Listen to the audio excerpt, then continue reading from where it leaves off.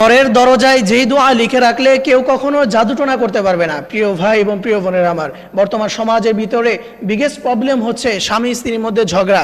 দেখা যায় স্বামী স্ত্রীর সংসার অনেক সুন্দর চলতেছিল, হঠাৎ করে তৃতীয় পক্ষ কেউ এসে তাদের ভিতরে জাদুটোনা করে তাদের সুন্দর সংসারটা ভেঙে দিচ্ছে।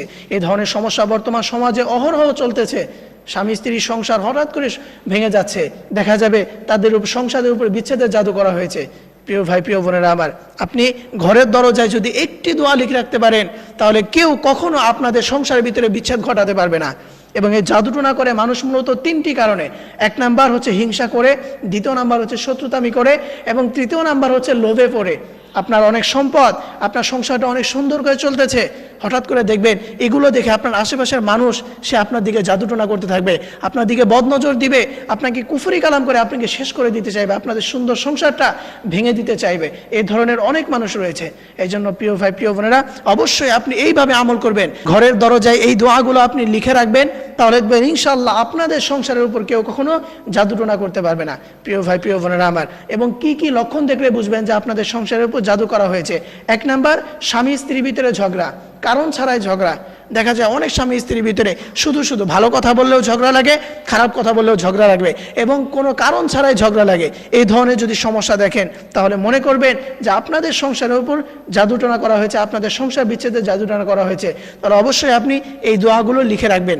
এবং দ্বিতীয় নাম্বার হচ্ছে মাথা ব্যথা করে, যে আপনার সবসময় মাথা ভার হয়ে থাকবে, মাথা চিনচিন করে ব্যথা করবে। এবং তৃতীয় নাম্বারে আপনার নামাজ রোজা কোনো ইবাদতে আপনার মজা লাগে না। আপনি নামাজ পড়তেছেন, আপনি রোজা রাখতেছেন, আপনি দান সদকা করতেছেন, সব কিছু আপনার আমল করতেছেন, কিন্তু কোনো আমলে আপনি মজা পাচ্ছেন না, তাহলে মনে করবেন যে আপনার উপর জাদুটোনা করা হয়েছে। এই তিনটি লক্ষণ যদি আপনি দেখেন তাহলে মনে করবেন যে আপনাদের সংসার উপরে সংসার বিচ্ছেদের জাদু করা হয়েছে। আপনি সাথে সাথে এই দোয়াগুলো লিখে রাখবেন। সেই দোয়াটা হচ্ছে, আপনি সর্বপ্রথম একটা কাগজের ভিতরে পবিত্র অবস্থায় থাকবেন। আপনি সর্বপ্রথম অজু করে পবিত্র অবস্থায় হবেন, এরপরে আপনি একটা কাগজের ভিতরে সর্বপ্রথম আয়াতুল কুরসি লিখবেন, এরপরে আপনি সূরা ফালাক এবং সূরা নাস লিখবেন, এবং সেই কাগজটুকু আপনি আপনার ঘরের দরজার উপরে কোনো কিছুতে আপনি ছোট্ট করে আপনি টাঙিয়ে রাখবেন।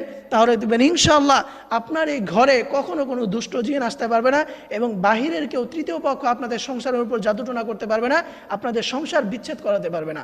প্রিয় ভাই এবং প্রিয় বোনেরা আমার, বর্তমান সমাজে এগুলো অনেক চলতেছে। আপনি যদি এগুলো বাঁচতে চান তাহলে অবশ্যই আপনি এইভাবে আমল করবেন, ঘরের দরজায় এই দোয়াগুলো লিখে রাখবেন। আল্লাহ তাআলা আমাদের সকল ভাই এবং বোনদেরকে এই বিষয়গুলো বুঝে এইভাবে আমল করার তৌফিক দান করুক, এবং আমাদের সংসারটাকে সকল ধরনের জাদুটোনা বিচ্ছেদ থেকে হেফাজত করুক। সকলেই পড়ি আমিন।